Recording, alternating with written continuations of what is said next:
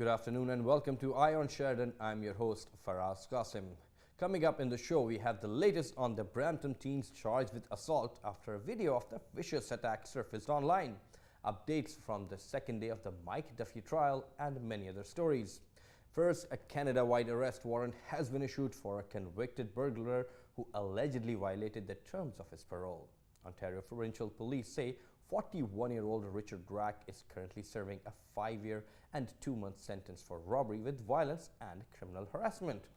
Rack is described as a white male 6 foot 2 inches tall and approximately 225 pounds in weight. He is known to be frequent at Barrie and Peel region area.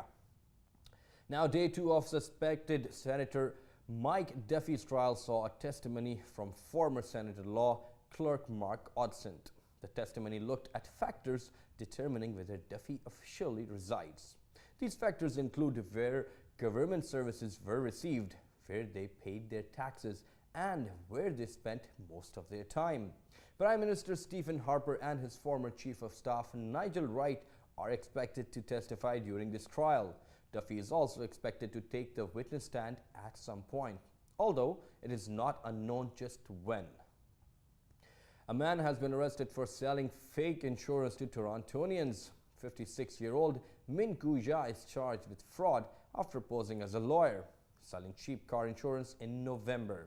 Police believe there may be more victims and are encouraging people to come forward. He is scheduled to appear in court later this month. And now jurors in the trial of Boston Marathon bomber Yuar Tasamovich have reached a guilty verdict. Now, Tusharev has been convicted on a myriad of charges, including conspiring to construct a bomb and the malicious destruction of property with an explosive. He is also responsible for the deaths of 4 people. Now, Tushar conspired with his now dead brother Tamerlan to bomb 2013 Boston Marathon. Johar maintains that while he participated in the act, his brother was the mastermind of the attack. The jury must decide the former college student should be executed or not. Now, the family of Lemaire Scott say they are filing a civil suit for damages related to wrongful death after he was gunned down by a South Carolina police officer last week. Protesters gathered outside the Charleston City Hall demanding justice. A video filmed by an anonymous bystander appears to show North Charleston patrolman Michael Thomas Slager firing 8 shots into the back of a fleeing Scott. Because of it, Slager is now facing a murder charge. Slager's former attorney David Taylor said his client felt threatened because Scott stole his stun gun.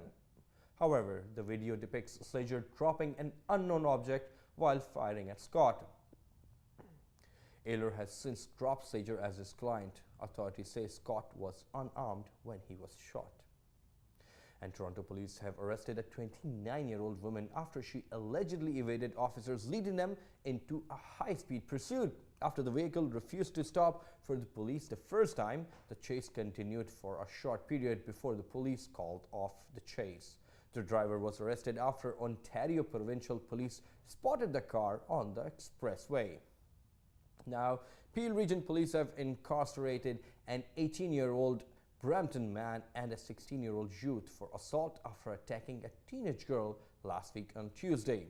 A 20-second video, which began circulating on Twitter, shows a female being picked up and slammed to the ground by a male. Just to see that the video is graphic. The victim, identified by police as a 15-year-old girl, was initially found unresponsive at the scene. She was transported to the hospital after regaining consciousness.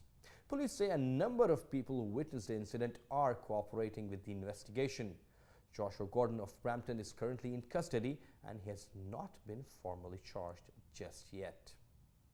And the 15-year-old son of Canadian diplomat will face a grand jury in Florida to decide if he will be tried for assault as an adult.